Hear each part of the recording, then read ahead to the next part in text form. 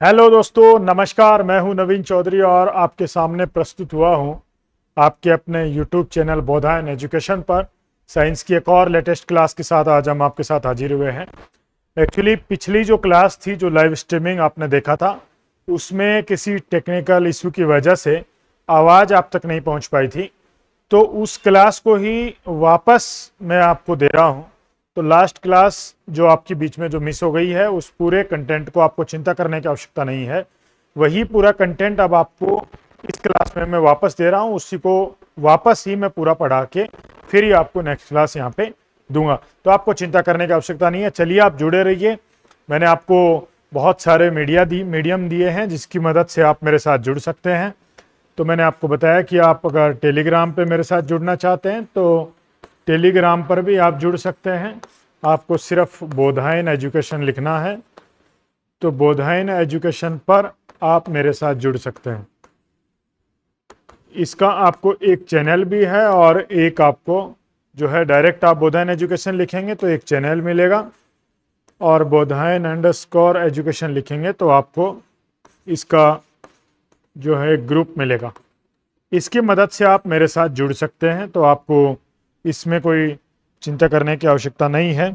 आपके किसी भी तरह के कोई सवाल जवाब होंगे तो उनको अपन यहाँ पे देखेंगे। तो चलिए, साइंस में अपन बात कर रहे थे, फिजिक्स में हम चल रहे थे, और फिजिक्स में हमारा जो टॉपिक चल रहा था वो टॉपिक था प्रकाश का परावर्तन, यानी कि रिफ्लेक्शन ऑफ लाइट। तो रिफ्लेक्शन ऑफ लाइट का टॉपिक हम पढ़ रहे थे। तो रिफ्लेक्शन ऑफ लाइट के टॉपिक में हमने ये बेसिक बातें देख ली थी कि किस बिंदु को क्या कहा जाता है। ये बातें हमारे बीच में यहाँ हो गई थी, तो इनको वापस बताने की आवश्यकता नहीं है। लास्ट की वीडियो में मैंने आपको बताया है कि कौन कौन सा जो बिंदु है उसको क्या कहते हैं। पी को पोल कहा जाता है। ये एक्स और वाई तक की जो लाइन, जो सीधी सरल रेखा यानी कि एक स्ट्रेट लाइन जो आ रखी है, इस स्ट्रेट लाइन को प्रिंसिपल एक्सिस यानी कि मुख्य एक्स कहा जाता है। ये एफ है, एफ यानी कि मुख्य फोकस बिंदु है। सी यानी कि कर्व सेंटर यानी कि वक्रता केंद्र है। और ये वक्रता केंद्र जो है, ये कांच का खोखला गोला जिसका कटा हुआ भाग ये दर्पण है, उसका सेंटर पॉइंट है। इसलिए हम इसे क्या कहते हैं, सेंटर पॉइंट को क्या कहते हैं हम यहाँ पे, सी, यानी कि इसे हम कह सकते हैं आपका सेंटर ऑफ कर्व यानी कि वक्रता केंद्र सी। चलिए अब स्टार्ट करते हैं अपना।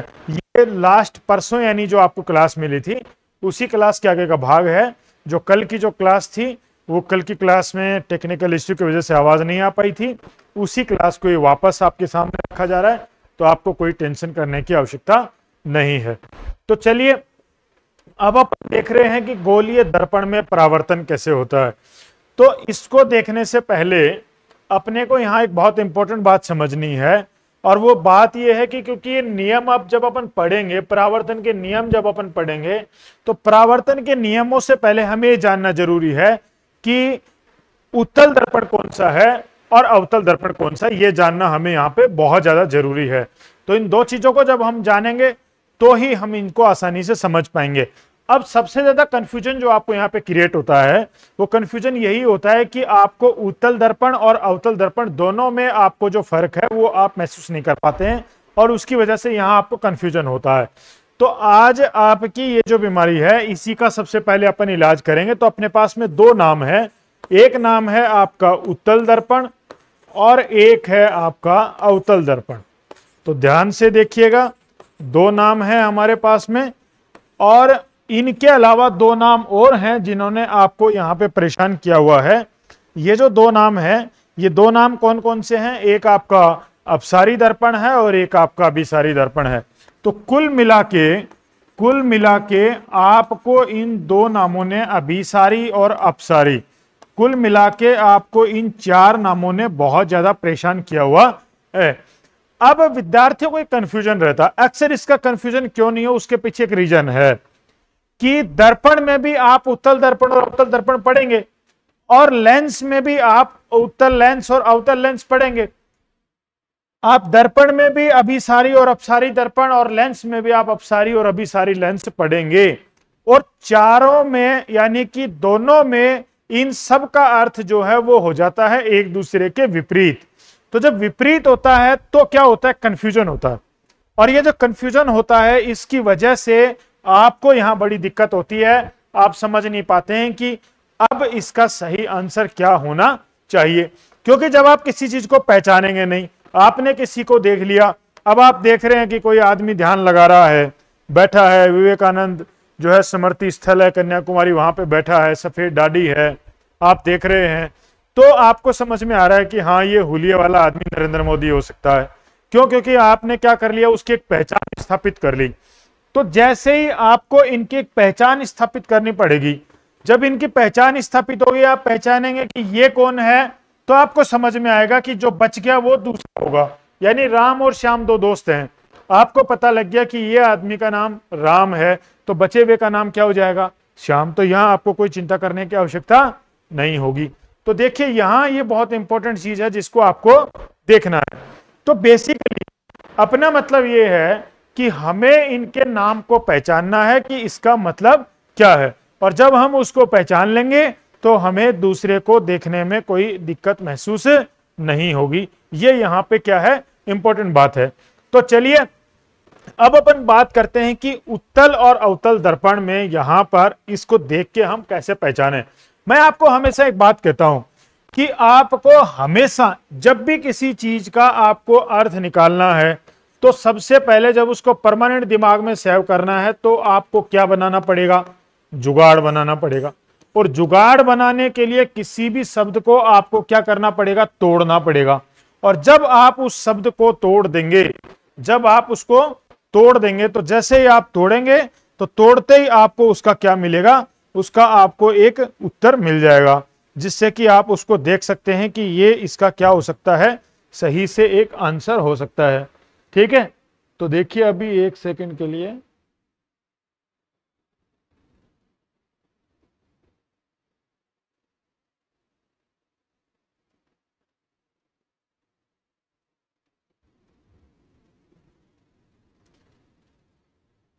ये स्टैंड जो है ये थोड़ा सा इधर हो गया है, तो आप 1 मिनट के लिए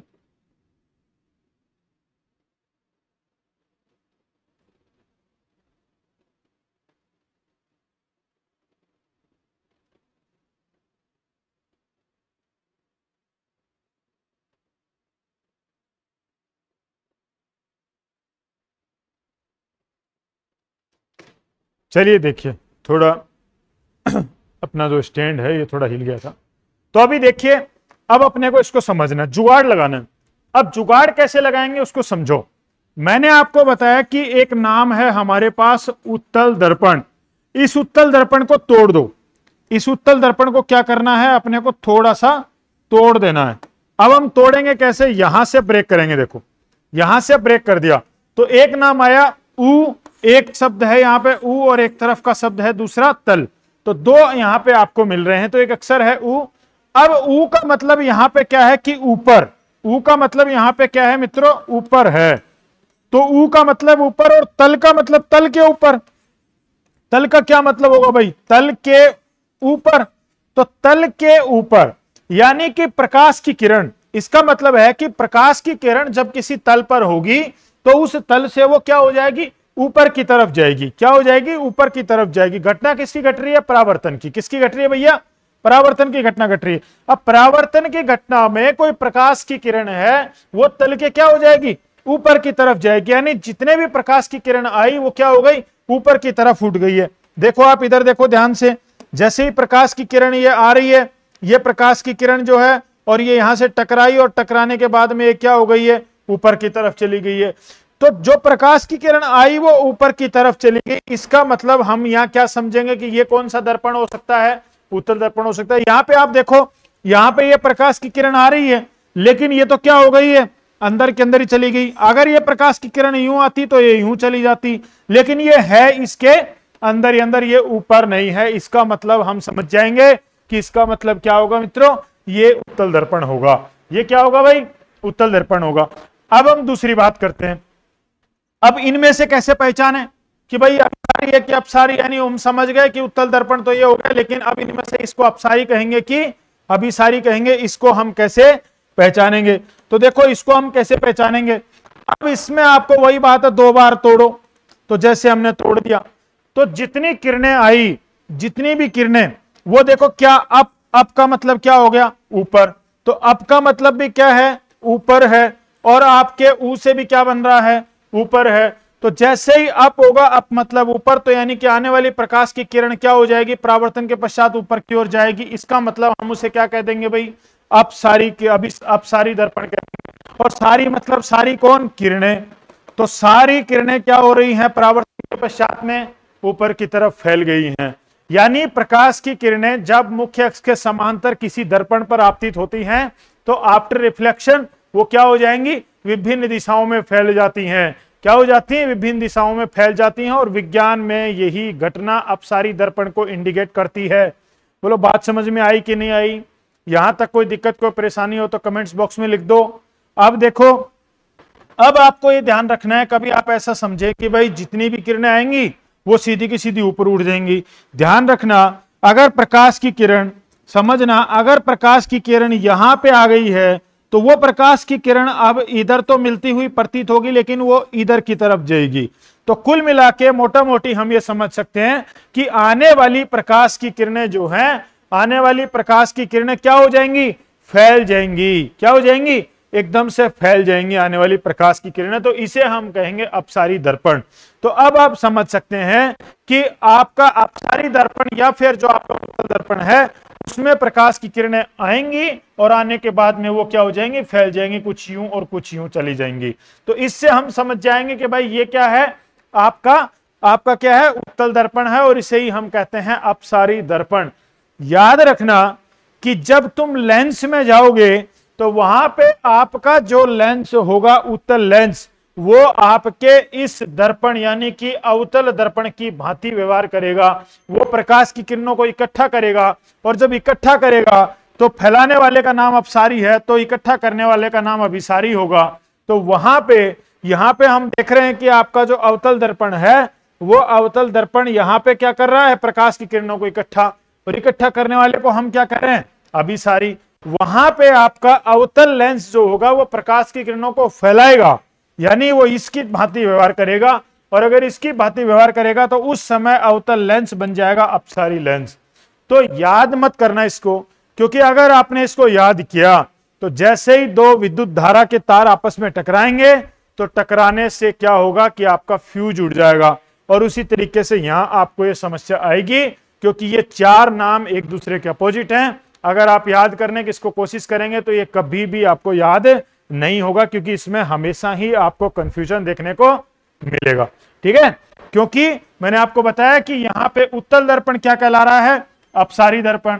लेकिन जब आप लेंस में जाएंगे तो उत्तल दर्पण वहां पे अभिसारी लेंस कहलाएगा, पहली बात। दूसरी बात, उत्तल दर्पण यहां पे प्रकाश की किरणों को फैला रहा है, वहां पे उत्तल लेंस जो होगा वो प्रकाश की किरणों को इकट्ठा करेगा। तो यानी कि यहां पे क्या होगा कि एक दूसरे का अपोजिट, एक दूसरे की बातों का ये वहां पे क्या करेंगे, विरोध करेंगे। तो इसलिए सामान्य शब्दों में समझ लो, सिर्फ एक को समझ लो, और एक को भी किसको समझना है, सिर्फ और सिर्फ आपको उत्तल दर्पण को समझने की आवश्यकता है। बाकियों को आपको एग्जाम में सिर्फ इमेजिन करना है और करके आप अपने क्वेश्चन पेपर में, क्वेश्चन के बगल में लिख लो, आपको उसका आंसर आ जाएगा। जैसे मान लो आपसे परीक्षा में सवाल पूछा उसने कि उसने बोला कि मान लीजिए अभी अपन ने दर्पण पढ़ा है, उसने आपसे लेंस का सवाल पूछ लिया। उसने कहा कि निम्नलिखित में से अपसारी लेंस किसे कहेंगे। एक सामान्य सा सवाल उसने आपसे पूछा कि अपसारी लेंस किसे कहेंगे। अब आपको दिमाग लगाना है, सिर्फ और सिर्फ आपको उस क्वेश्चन पेपर के बगल में लिखना है, उस क्वेश्चन के बगल में लिखना है कि दर्पण पर आ जाओ, आप लेंस पर मत जाओ। उसने सवाल लेंस का पूछा, लेकिन तुम्हें दिमाग किस पे लगाना है, तुम्हें लगाना है किस पे, दर्पण पे। देखो मैं आपको एक नई टर्म में इधर समझाता हूं जिससे आपके ये हमेशा के लिए दिमाग में रहेगा। उसने आपसे बोला कि निम्न में से अपसारी लेंस है, निम्न में से अपसारी लेंस है, सिर्फ इतना सवाल पूछा। अब उसमें आपको ध्यान रखना है कि ऑप्शन आपको क्या देगा, कि आपको देगा कि उत्तल लेंस, आपको क्या आंसर देगा, बी लिखेगा आपको अवतल लेंस, तीसरा आपके सामने लिखेगा, तीसरा लिखेगा आपके सामने उत्तल दर्पण, उत्तल दर्पण, चौथा आपके सामने यहां पर लिख सकता है वो समतल दर्पण। कुछ भी लिखे वो अगले का डोमेन है। आपको क्या करना है उसको समझो। अब आपको तो मैंने सिर्फ और सिर्फ क्या बताया है, दर्पण। उसने सवाल क्या पूछा है, लेंस। अब आप इस लेंस को भूल जाओ, आप समझो कि मेरे को सिर्फ क्या पता है, लेंस का पता। और लेंस में भी मुझे सिर्फ किसका पता है, उत्तल लेंस का। किसका पता है भाई, उत्तल लेंस का पता है। बस आपको सिर्फ इसका पता है, तो आपको टेंशन करने की आवश्यकता नहीं है। देखो अब देखते हैं, इसको समझिए। आपको सिर्फ उत्तल लेंस का पता है। अब इस उत्तल लेंस को आप क्या करेंगे,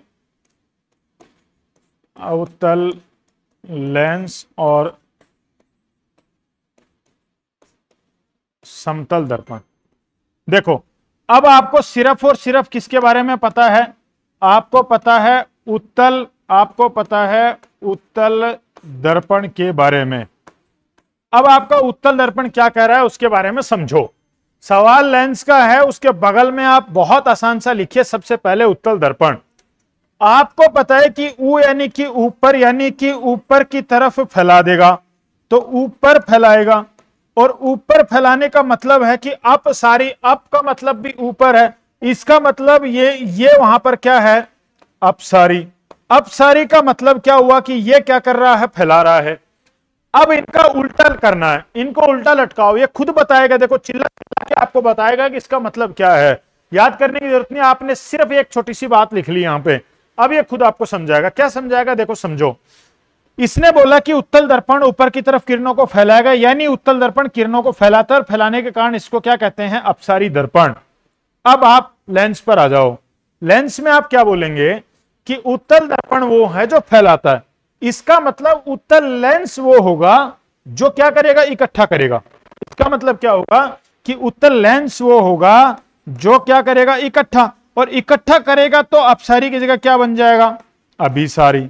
यानी अगर लेंस में मैं उत्तल की बात करूं तो वहां लेंस में कौन होगा, उत्तल कौन होगा, वहां पे अभिसारी होगा।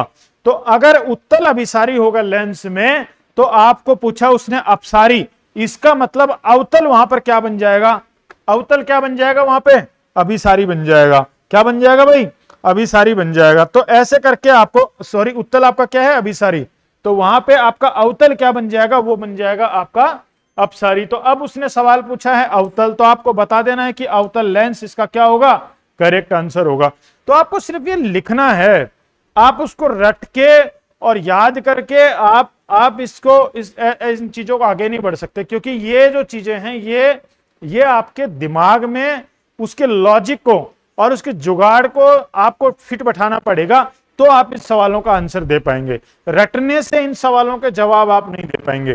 तो सिर्फ जुगाड़ लगाओ और उस सवाल का क्या निकाल दो, आंसर निकाल दो। ठीक है, तो चलिए अभी अपन आगे बढ़ते हैं। अभी अपन ने ये देखा था, तो अपन ये समझ गए बेसिकली सबसे ज्यादा कंफ्यूजन विद्यार्थियों को यही रहता है कि वो यहाँ पे कंफ्यूजन में रह जाते हैं बहुत ज्यादा कि भाई अपसारी कौन होगा, अभिसारी कौन होगा, आपका उत्तल दर्पण की पहचान क्या होगी, आपके अवतल दर्पण की पहचान क्या होगी। यही वो कंफ्यूज हो जाते हैं और यहीं पे सारा मामला खराब हो जाता है। ठीक है, तो अब इन बातों को आप यहां से क्या कर गए, समझ गए हैं। अब अपन आगे बढ़ते हैं और अपन इसको देखते हैं कि इसका किस तरीके से इसके नियम होंगे। इनके नियमों को अपने को क्या करना है, समझना है। तो देखो सबसे पहला नियम वो आपको ये कह रहा है कि अवतल दर्पण में ये वाला जो दर्पण है, अब जो बच गया वो दूसरा कौन सा है, अवतल दर्पण। ठीक है, तो अब आप क्या कहेंगे यहां पे कि ये जो दर्पण है, यानी कि अवतल दर्पण में मुख्य एक्स के समांतर प्रकाश की किरण परावर्तन के पश्चात फोकस से होकर गुजरती है। मैंने आपको इससे पहले, जब आपको इससे लास्ट क्लास में जो अपनी इससे पहले की जो क्लास थी उसमें मैंने आपको बताया था, मुख्य फोकस बिंदु की परिभाषा बताई थी। मैंने आपको कहा था ये मुख्य एक्स है, ये सी और पी को मिलाने वाली रेखा क्या है, मुख्य एक्स। इस मुख्य एक्स यानी प्रिंसिपल एक्सिस के पैरेलल, प्रिंसिपल एक्सिस के पैरेलल अगर इंसिडेंट रे आती है, जब आपके दर्पण पे मुख्य अक्ष के समांतर कोई प्रकाश की किरण आपतित होती है, तो after reflection passing through the point of focus, यानी वो जिस बिंदु से होकर के गुजरेगी उस बिंदु को हम क्या कहेंगे, फोकस बिंदु कहेंगे। क्या कहेंगे भाई, उस बिंदु को हम फोकस बिंदु कहते हैं। यहां पे हमें उसी शब्दों को पलटना है। देखो बात वही है, बात वही है, बात पलटी नहीं है, लेकिन अब आपको बताना है कि नियम क्या है। इससे पहले हम बता रहे थे फोकस बिंदु का डेफिनेशन क्या है, अब हम बता रहे हैं नियम क्या है। नियम देखो, वही बात है, जब प्रकाश की किरण मुख्य अक्ष के समांतर किसी गोलीय दर्पण पर आपतित होती है तो परावर्तन के पश्चात, पहले हम कह रहे थे वो जिस बिंदु से होकर गुजरती है उसे मुख्य फोकस बिंदु कहते हैं, अब हम कह रहे हैं वो मुख्य फोकस बिंदु से होकर के गुजर जाती है। वही बात है, अब हमने मुख्य फोकस बिंदु को पहचान लिया, तो अब हम ये नहीं बता रहे कि जिस बिंदु से होकर गुजरेगी, अब हम कह रहे हैं कि मुख्य फोकस बिंदु से होकर के गुजरेगी, क्योंकि अब हम क्या हो गए, पहचान गए, इससे हम परिचित हो गए हैं। ठीक है, गोलीय दर्पण में जब ये अवतल दर्पण पर आती है तो वो मुख्य फोकस बिंदु से होकर गुजर जाती हैं। और आपको पता है कि जब कोई प्रकाश की किरण मुख्य अक्ष से होकर के गुजर जाएगी, यानी कि जहां पे वास्तव में गुजरेगी उस जगह पे बनने वाला प्रतिबिंब हमेशा वास्तविक प्रतिबिंब होगा, और हम उसे फॉर्म कर सकते हैं किसी भी पर्दे पर, यानी उसे किसी पर्दे पे प्राप्त किया जा सकता है। ठीक है, और यहां पे क्या होगा, यहां पे वो मिलती हुई प्रतीत होगी, यहां पे क्या होगा भाई, वो मिलती हुई प्रतीत होगी, आपको लगेगा कि यहां पे कोई प्रकाश की किरण क्या हो रही है, मिल रही है, वास्तव में मिलती नहीं है। जैसे आप देखेंगे तो ये वाली प्रकाश की किरण देखो, जा तो इधर रही है, आई इधर से थी, लेकिन ये जब आप इसको देखेंगे तो ये आपको लगेगा कि ये मुख्य फोकस बिंदु से होकर के गुजर रही है, लेकिन ये वास्तव में गुजरती नहीं है। तो आपको यहां तक की बातें समझ में आ गई हैं, दोनों बातें वही हैं। अब देखो, जब आप ये बात करते हैं, आपने जब ये बात आई कि जब कोई प्रकाश की किरण मुख्य अक्ष के समांतर आई, ये कंडीशनल बात है। देखो, वो कह रहा है कि यदि कोई प्रकाश की किरण, यानी कंडीशनल बात है, जब कोई प्रकाश की किरण मुख्य अक्ष के समांतर आई तो मुख्य अक्ष के समांतर आने वाली प्रकाश की किरण जब मुख्य दर्पण पर आपतित होती है तो परावर्तन के पश्चात वह मुख्य फोकस बिंदु से होकर के गुजर जाती है। अब क्लास में हर तरह के विद्यार्थी होते हैं। अब एक विद्यार्थी का सवाल है कि अगर यह मुख्य फोकस बिंदु से होकर के ही आ गई तो क्या होगा? तो टेंशन लेने की बात नहीं है, क्योंकि अब यह मुख्य फोकस बिंदु से होकर के ही अगर आ गई है और दर्पण पर आपतित हो गई है तो परावर्तन के पश्चात वो मुख्य अक्ष के समांतर हो जाएगी। यानी कि साधारण सी बात है, ये बिंदु ए से चली, बिंदु बी तक गई और ये बिंदु सी से होकर के गुजर गई। यानी कोई किरण है और ये जो है ये जो किरण है ये आपके बिंदु ए से बिंदु बी तक जाती है और सी से होकर के गुजर जाती है। अब किसी ने कहा कि साहब ये तो सी से ही होकर के आ गई, अब बताओ अब क्या करेंगे? तो अगर ये सी से ही होकर के आ गई है तो ये प्रकाश की किरण जो है अब ये बिंदु बी से होकर के ए की तरफ चली जाएगी। यानी आने वाली जो प्रकाश की किरण होगी वो क्या होगा कि अगर वो ए बिंदु से आई है तो वो बिंदु क्या हो जाएगी, बी से होकर के बिंदु सी तक चली जाएगी। और उसके बाद में क्या होगा, अगर वो बिंदु सी से होकर के आ गई है तो बिंदु बी से होकर के बिंदु ए तक वो चली जाएगी। तो इसमें आपको कोई टेंशन की बात नहीं है, यहां पे आपको इसको देखना था।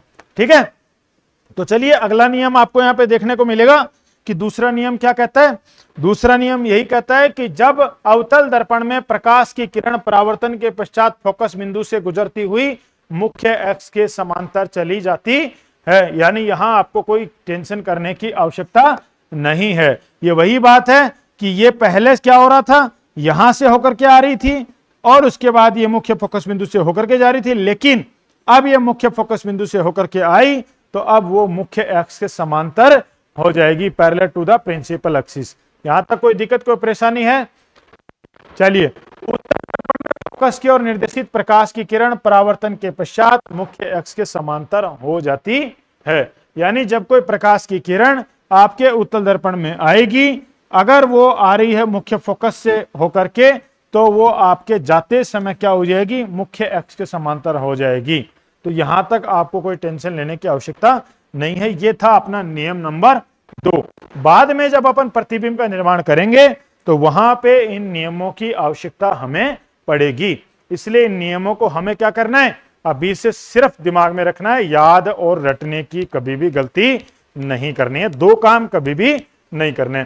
चलिए बिंदु नंबर अगले पे चलते हैं। बिंदु नंबर 3 ये कहता है मित्रों कि अवतल दर्पण में वक्रता के अंदर सी से होकर आने वाली प्रकाश की किरण, देखो आपने देखा होगा कुछ बालिकाएं होती है क्लास में जो उनको घर से इतना बताया जाता है कि तुम्हें जब कोचिंग में जाना है और तुम्हें जब स्कूल में जाना है तो बिल्कुल स्ट्रेट जाना है, यानी कि गांव में आप सीधे जा रहे हो और आपके स्कूल, आपके कोचिंग में जाने वाले रास्ते में बीच में 2 चौराहे हैं, एक मंदिर पड़ता है, एक मस्जिद पड़ती है, तो आपको स्ट्रेट जाना है, कभी भी आपको अपने रास्ते को छोड़ना नहीं है। तो ये उस तरह की बालिका है। कौन? किरण। ये उस तरह की बालिका है कि ये स्ट्रेट जिस रास्ते से आई है उसी रास्ते से वापस चली जाएगी। ये अपने पथ पर कभी भी विचलित नहीं होगी, ये अपने पथ से इधर उधर कभी भी जाने की कोशिश नहीं करेगी। जिस मार्ग से ये किरण गई थी उसी मार्ग से ये किरण क्या हो जाएगी? वापस अपने घर को लौट जाएगी। तो यहां तक की बात आपके समझ में आई कि जिस रास्ते से ये गई है, यानी वक्रता केंद्र सी से होकर के जाने वाली प्रकाश की किरण आफ्टर रिफ्लेक्शन वापस उसी मार्ग से बिना विचलित हुए लौट जाती है, और दोनों में यही घटना घटती है, उत्तल दर्पण हो चाहे अवतल दर्पण हो। तो ये इस तरह की बालिका है जो स्ट्रेट जाती है, अपने मार्ग से कभी भी विचलित नहीं होती है। चलिए अगले बिंदु पे अपन बात करते हैं। बिंदु नंबर 4 इसका क्या कहता है? तो ये अपना चौथा नियम है। चौथा नियम ये कहता है कि आपका अवतल दर्पण, चौथा नियम ये कहता है कि अवतल दर्पण या फिर उत्तल दर्पण के ध्रुव पर तिरछे रूप में जो प्रकाश की किरण पॉइंट P पर आपतित होती है, वो जिसने डिग्री का एंगल बना के आपतित होगी उतने ही डिग्री के एंगल के साथ वो वहां से क्या हो जाती है भाई? उसने एंगल से वापस लौट जाती है। यानी देखिए आप, प्रकाश की जो किरण है, आप इसको देखेंगे तो आपके समझ में आएगा कि बिंदु ये P है, इस बिंदु P पर जो प्रकाश की किरण तिरछे आपतित हो गई, तो ये प्रकाश की किरण अपने आधार के साथ, ये इसका आधार है, ये अपने आधार यानी कि मुख्य एक्स, ये अपने आधार के साथ अगर 30 डिग्री के कोण पर यानी कि angle I equal to 30 degree, तो हम ऑलरेडी पढ़ के आ चुके हैं कि एंगल R का मान भी वहां पर 30 डिग्री होगा। तो यहां पर R का मान भी कितना होगा? 30 डिग्री। तो ये एंगल क्या होगा? R होगा। यानी रिटर्न जब होगी तो वो 30 डिग्री पर ही रिटर्न हो जाएगी। तो यहां पर आपको कोई चिंता करने की आवश्यकता नहीं है। ठीक है, तो ठीक इसी प्रकार से ये चौथा नियम है। इन 4 नियमों का अपन इस्तेमाल करेंगे और 4 नियमों का इस्तेमाल करके और हम क्या करेंगे, इसको समझेंगे कि इसका मतलब क्या है, किस तरीके से अपने यहाँ पे आपको बनाने के लिए मिलेंगे, किस तरीके से आपको इनके प्रतिबिंब बनाने हैं, उनको यहाँ आपको समझना है।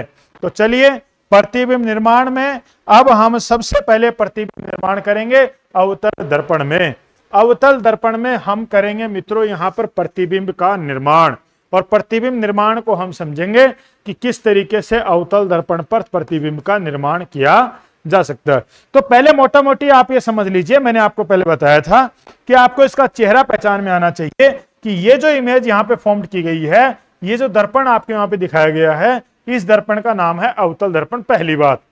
दूसरी बात यह है, इसके चेहरे को आपने देखा तो आप समझ गए थे कि जब उत्तल दर्पण को अपसारी दर्पण कहते हैं, यानी कि वो दर्पण कहते हैं जो प्रकाश की किरणों को परावर्तन के पश्चात फैला देता है, तो अवतल दर्पण प्रकाश की किरणों को इकट्ठा करेगा, इसलिए हम इसे अभिसारी दर्पण कहते हैं। और इकट्ठा करेगा हमेशा किसी एक बिंदु पर, और जिस बिंदु पर इकट्ठा करेगा उसी बिंदु पर इसका प्रतिबिंब का निर्माण हो जाएगा।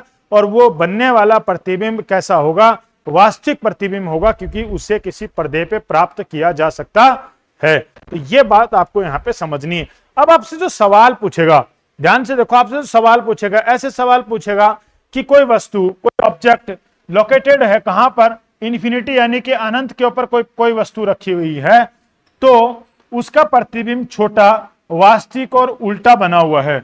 तो बताइए यह किस दर्पण पर और किस बिंदु पर बना हुआ प्रतिबिंब है?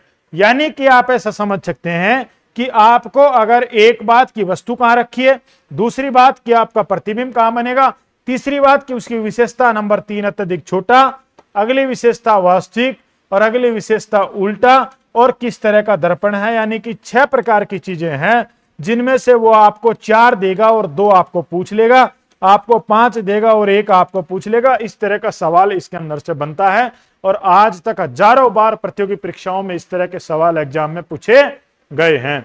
तो अब अपन इसको समझेंगे, पहले अपन इसको समझेंगे, समझने के बाद में मैं आपको एक ऐसी रामबाण औषधि इसकी बताऊंगा, ऐसी जड़ी बूटी बताऊंगा कि आपको कुछ भी करने की आवश्यकता नहीं पड़ेगी और इस तरह के सवालों के जवाब आप चुटकियों में देंगे, जिस तरह की चीजें आपने आज तक कभी देखी ही नहीं होंगी। तो सबसे पहले समझिए कि ये एक दर्पण है, ये एक दर्पण है। इस दर्पण पर यहां एक ये वस्तु रखी है। ये क्या है? कोई वस्तु है। ये वस्तु यहां रखी है, बिंदु ए से बी, ये कोई वस्तु है। अब यहां इसके ऊपरी हिस्से से क्या डाला जा रहा है? प्रकाश। जैसे ही प्रकाश का पुंज इसके ऊपरी हिस्से से आया, ये प्रकाश जो है ये आपका सीधा कहां पर आ गया है? दर्पण पर आ गया है। जैसे ही दर्पण पर आया और यहां तक आया तो हमने क्या समझा? देखो, जैसे ही ये प्रकाश की किरण है, ये प्रकाश की किरण जैसे ही यहां तक आई तो आते ही हमें याद आया, इसको बाकी को एक बार समझिए कि है ही नहीं। जैसे ही प्रकाश की किरण यहां तक आई तो आते ही हमने देखा कि यार ये तो प्रकाश की किरण, ये सी और पी को मिलाने वाली सीधी सरल रेखा क्या कहलाती है? प्रिंसिपल एक्सिस, यानी कि मुख्य अक्ष। तो हमारे दिमाग में है कि मुख्य अक्ष के समांतर कोई प्रकाश की किरण आ गई है। तो हमारा पहला नियम हमें याद आ गया कि जब कोई प्रकाश की किरण मुख्य अक्ष के समांतर गोलीय दर्पण पर आपतित होती है तो परावर्तन के पश्चात वह मुख्य फोकस बिंदु से होकर गुजर जाती है अवतल दर्पण, गुजरती हुई प्रतीत होती है उत्तल दर्पण। तो हमें ये बात समझ में आ गई कि भैया ये तो कहां से गुजरनी चाहिए? मुख्य फोकस बिंदु से तो गुजार दो। तो इसने ये क्या करा? मुख्य फोकस बिंदु से होकर के गुजार दी। आ गई है प्रकाश की किरण आपकी, ठीक है। फिर एक प्रकाश की किरण ये आ गई है, तो ये आ गई तो भी कोई टेंशन की बात नहीं है, क्योंकि ये भी किसके पैरेलल है? मुख्य अक्ष के पैरेलल है। तो अगर पैरेलल है तो ये भी यहां से जाएगी, और जिस बिंदु पे दोनों मिल रहे हैं ये तो हमें पहले से ही पता है कि इसका नाम मुख्य फोकस बिंदु है। इसका मतलब बनने वाला प्रतिबिंब मुख्य फोकस बिंदु पर बनेगा, और ये प्रतिबिंब देखो बहुत डॉट यानी कि अत्यधिक छोटा बनेगा, और ये बनने वाला प्रतिबिंब वास्तविक होगा, और ये बनने वाला प्रतिबिंब कैसा होता है? उल्टा प्रतिबिंब होता है। यहां भी आपको दिख नहीं रहा है क्योंकि ये बहुत बिंदुवत प्रतिबिंब है कि ये छोटा कैसे होगा, ये वास्तविक कैसे होगा, ये उल्टा कैसे होगा। जब हम इसके बाद वाले इमेज का फॉर्मेशन करेंगे तो वहां हमारे समझ में आएगा कि ये जो प्रतिबिंब है आपका, ये उल्टा प्रतिबिंब बन रहा है। तो ये बात आपके वहां पर समझ में आएगी। तो यहां तक की बात को एक बार समझो, उसके बाद अपन आगे बढ़ते हैं।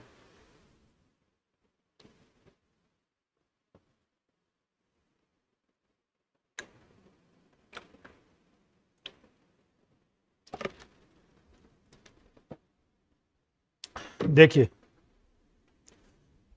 अब यहां तक आपको समझ में आ गया कि वस्तु रखी है अनंत पर, बनने वाला प्रतिबिंब बहुत बिंदुवत छोटा उल्टा और वास्तविक प्रतिबिंब बन गया, और कहां पर बन गया? मुख्य फोकस बिंदु पर बन गया। अब हम बात करते हैं दूसरा, अब वस्तु कहां रखी हो सकती है? देखो पहले ये समझो वस्तुएं कहां कहां रखी हो सकती हैं। ये जो जगह है, देखो यहां तक हम जानते थे, ये तो पोल है, ये मुख्य फोकस बिंदु है, ये वाला आपका सी है। इसके बाद में यहां से तक तो हमने देखा कि भाई ये हो सकता है कि हम कह सकते हैं कि सी से परे है, हम कह सकते हैं कि सी से परे, और इसके बाद हमें पता नहीं है। इसका मतलब ये कौन सी जगह है? अनंत है। तो हम कह सकते हैं कि इसके बीच वाली जगह जो उसको हम सी से परे लिखा है, उसको हम ये भी कह सकते हैं कि बिंदु सी और अनंत के बीच में भी वस्तु रखी हो सकती है। तो ये है इसकी लोकेशन जहां वस्तु रखी हो सकती है। समझिए, बहुत प्यारा कॉन्सेप्ट है। आप जिंदगी में कभी प्रतिबिंब का निर्माण नहीं भूलेंगे, मैं आपको विश्वास दिलाता हूं, और कभी आपको प्रतिबिंब बनाने की आवश्यकता नहीं पड़ेगी। आप सिर्फ क्वेश्चन को देखेंगे और देखते ही आप उसके आंसर को टिक लगा देंगे। दुनिया की कोई ताकत आपके इस उत्तर को गलत नहीं कर सकती है। चलिए अगले बिंदु को पढ़ते। अगला बिंदु क्या कहता है? अब अगला बिंदु कहता है कि जब वस्तु सी से परे हो, वस्तु कहां हो? सी से परे। सी से परे का मतलब मैंने क्या बोला? हम सी तक जानते हैं, यहां पर अनंत है, तो अनंत और सी के मध्य, तो हम कह सकते हैं कि अनंत व सी के मध्य कोई वस्तु रखी है, ये हम कह सकते हैं। ठीक है, अब आप समझिए, वस्तु है ए और बी, ये एक वस्तु है। अब आप समझिए, ये जो वस्तु रखी है, इससे जैसे ही प्रकाश की किरण आपके दर्पण पर आपतित हो गई, यहां आपके दर्पण पे कोई प्रकाश की किरण आपतित हो गई, और जैसे ही आपतित हो गई है तो आपतित होने के पश्चात हमें याद आ गया कि जब कोई प्रकाश की किरण मुख्य अक्ष के समांतर किसी गोलीय दर्पण पर आपतित होती है, और चूंकि अब हम क्या पढ़ रहे हैं? अब हम क्या पढ़ रहे हैं, आपके अवतल दर्पण। तो हमें समझ में आ गया है कि अवतल दर्पण पर जब कोई प्रकाश की किरण मुख्य अक्ष के समांतर आपतित होती है तो अपवर्तन के पश्चात बिंदु नंबर 1 क्या कहता था कि वह मुख्य फोकस बिंदु से होकर के गुजर जाएगी। ये गुजर गई है मुख्य फोकस बिंदु से होकर के, ये देखो गुजर गई है। अब आपको यहां पे आपने देखा, अब आपने बिंदु नंबर 3 का इस्तेमाल किया। आपने क्या किया, आपके नियम नंबर 3 का इस्तेमाल किया। नियम नंबर 3 यानी कि आपने वक्रता केंद्र सी से होकर के, ये वक्रता केंद्र सी है, इस वक्रता केंद्र सी से होकर के जब आपने कोई प्रकाश की किरण कोई आपने इस दर्पण पर आपतित कराई तो आपको ध्यान होगा ये वो सीधी सादी बालिका है जो जिस रास्ते से आई थी उसी रास्ते से वापस लौट जाएगी, ये मार्ग में बिल्कुल भी विचलित नहीं होगी। तो ये देखो सीधी आई है, सी से आई, सेंटर से आई सीधी, और आने के बाद में इसी मार्ग से वापस चलेगी। इसने अपने पथ में बिल्कुल भी विचलन नहीं दिखाया, और जिस जगह पर ये आपकी परावर्तित किरण के साथ मिली उसी जगह पे बन गया प्रतिबिंब। उसी जगह पे क्या बन गया भाई, ये बन गया, देखो प्रतिबिंब बन गया, इस जगह पर बन गया ये प्रतिबिंब। ये है आपका प्रतिबिंब जो इस जगह पर बन गया है। अब आप समझो इसको कि ये उल्टा कैसे हुआ, इसको समझो। देखो वस्तु ऐसे रखी है, ये क्या है आपका मुख्य अक्ष, वस्तु मुख्य अक्ष के ऊपर ऐसे रखी है। यहां पर देखो, यहां पर क्या हो गया है कि आपकी जो वस्तु थी, आप ऐसे समझो कि ये आपकी क्या रखी है, वस्तु रखी है, लेकिन यहां पर देखो ये उल्टी हो गई है।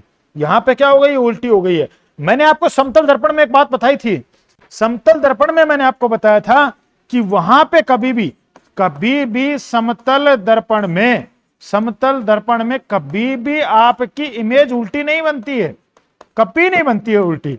वहां पे हम उसको कहते हैं पार्श्व परावर्तन, क्योंकि वहां पे आपको सिर्फ लेफ्ट दिखाई देता है राइट, और राइट दिखाई देता है लेफ्ट।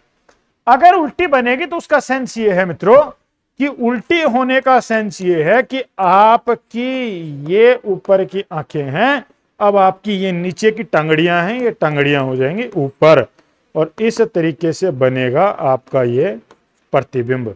तो इस तरीके से बनेगा, जब आपकी ये टांगड़ियां ऊपर होंगी ना, तब हम इसे क्या कहेंगे कि ये प्रतिबिंब कैसा है, उल्टा प्रतिबिंब है, ये सीधा प्रतिबिंब नहीं है। ये बात हम यहाँ पे कहेंगे। तो यहाँ पे इन बातों को आपको समझना है, ठीक है। तो 2 बातों को आपको समझना है, उसके बाद अब हम आगे बढ़ते हैं। तो यहां बन गया उल्टा। बनने वाला प्रतिबिंब कहां है वो देखिए, वस्तु कहां है, ये अनंत और सी के मध्य, लेकिन बनने वाला प्रतिबिंब पहले एफ पर बन रहा था, अब कहां बन रहा है, देखो एफ और सी के मध्य बन रहा है प्रतिबिंब। कहां बन रहा है, एफ और सी के मध्य प्रतिबिंब प्राप्त हो गया है। ये वस्तु से छोटा है, वस्तु इतनी बड़ी थी, प्रतिबिंब बहुत छोटा है, वास्तविक है, रियल इमेज है, और ये उल्टा है, आपका उल्टा प्रतिबिंब हमें यहां पर देखने को मिला है। चलिए बिंदु नंबर 3 पर चलते हैं। अब वो कहता है कि जब वस्तु सी पर होगी, यानी कि वक्रता केंद्र सी पर वस्तु स्थित होगी। इस सवाल को सैकड़ों बार पूछा गया है, क्योंकि यह सवाल थोड़ा सा अटपटा सवाल है। अटपटा कैसे समझो, क्योंकि यह क्या है कि हर विद्यार्थी ऐसा सोचता है कि जहां वस्तु रखी है उसके अतिरिक्त जगह पर प्रतिबिंब बनेगा। यहां पर देखो, यह प्रकाश की किरण आई, वस्तु है ए और बी, यह वस्तु के प्रकाश की किरण गई और परावर्तन के पश्चात बिंदु फोकस से होकर के वापस लौट गई। ठीक है, कोई टेंशन, कोई चिंता, कोई फिक्र, कोई दिक्कत यहां पे नहीं है। अब हमने देखा कि मुख्य फोकस बिंदु से होकर के अगर प्रकाश की किरण आपतित हो गई, यह हमारा नियम था, नियम नंबर 2। तो अगर मुख्य फोकस बिंदु से होकर के प्रकाश की किरण आपके दर्पण पर, अवतल दर्पण पर आपतित होती है तो परावर्तन के पश्चात वह मुख्य अक्ष के समांतर हो जाएगी। तो ये मुख्य अक्ष से समांतर हो गई, ये देखो। और जब ये समांतर हो गई तो ये जिस बिंदु पे एक दूसरे को काट रही हैं, जिस बिंदु पर एक दूसरे को काट रही हैं, ध्यान से देखो, जिस बिंदु पर एक दूसरे को काट रही हैं, ये वाला जो बिंदु है, ये बिंदु देखो आपका बिंदु ए और बी था, अब ये यहां पे बिंदु नीचे बन गया है ए डैश और बी डैश बन गया है, यानी अब ये बिंदु आ गया नीचे। तो आप देखिए कि ऊपर बनने वाला प्रतिबिंब जो था, अब वो बनने वाला प्रतिबिंब जस्ट उल्टा हो गया, लेकिन लोकेशन वही है। देखो वस्तु भी सी पर रखी थी और रखने वाला और बनने वाला प्रतिबिंब भी सी पर रखा है। इसका मतलब आपकी वस्तु और आपका प्रतिबिंब दोनों एक ही स्थान पर हैं, दोनों आप बदले नहीं हैं। इसलिए सवाल आपसे पूछता है, वो कहता है कि बताइए जब ये अवतल दर्पण में वह कौन सी स्थिति है जिसमें वस्तु के समान आकार का और वास्तविक और उल्टा प्रतिबिंब बनता है, इसमें वस्तु कहां रखी है। तो आपको बताना है कि वस्तु सी पर रखी होगी, तो उस समय एक ऐसी स्थिति बनेगी जिस स्थिति में आपका प्रतिबिंब भी सी पर होगा और आपका वस्तु भी सी पर रखा हुआ होगा। तो आपको यहां पर कोई चिंता करने की आवश्यकता वस्तु के बराबर होगा। कैसा होगा भाई? वस्तु के बराबर होगा आपका बनने वाला प्रतिबिंब। तो आपको यहां भी कोई चिंता करने की आवश्यकता नहीं है। तो दोनों बातों को आपको ध्यान से समझना है कि बनने वाला प्रतिबिंब भी आपका कहां पर होगा, उसी जगह पर होगा जहां पर क्या रखी है, आपकी वस्तु रखी है। और ये दोनों एक दूसरे के क्या होंगे, बराबर होंगे। दोनों एक दूसरे क्या होंगे भाई, बराबर होंगे। तो यहां पे आपको कोई चिंता करने की आवश्यकता नहीं है। तो तीन बातें हमने यहां पे देखी हैं अभी। सबसे पहली बात हमने देखी है कि जब वस्तु कहां रखी है, अनंत पर, तो बनने वाला प्रतिबिंब मुख्य फोकस बिंदु पर बनेगा। जब हमने कहा कि वस्तु अब अनंत और कहां रखी है, आपके सी के बीच में, यानी वक्रता के अंदर सी और किसके बीच में रखी है, इंफिनिटी के बीच में रखी है, तो बनने वाला प्रतिबिंब भी आपका मुख्य फोकस बिंदु और वक्रता के अंदर सी के बीच बनेगा। तीसरा वो कहता है कि जब आपकी वस्तु वक्रता के अंदर सी पर रखी हुई है, तो आपके बनने वाला प्रतिबिंब भी वक्रता के अंदर सी पर ही बनेगा। इसमें आपको कोई टेंशन करने की आवश्यकता नहीं है। ठीक है, तो आज के लिए इतना ही। अब अपन मिलेंगे अगली क्लास में इसके बाद, और इसको पूरा करके अपन इसकी वो रामबाण औषधि को लेंगे, और जिसको लेने के बाद में आपकी ये वाली जो बीमारी है, जो ये समझ में आपके नहीं आ रहा, वो वाली बीमारी हमेशा हमेशा के लिए दूर हो जाएगी। तब तक के लिए आप बने रहिए। आपके कमेंट मेरे को हौसला देते हैं, और आप अपने साथियों को जोड़ें, जिससे कि बहुत ज़्यादा ये आप एक दूसरे साथियों के साथ आप इसकी शेयर करने से आप उनकी मदद कर पाएंगे, और इसमें आप मेरा भी सहयोग कर पाएंगे। तब तक के लिए अभी समय है विदा लेने का। तब तक के लिए धन्यवाद। जय हिंद, जय भारत।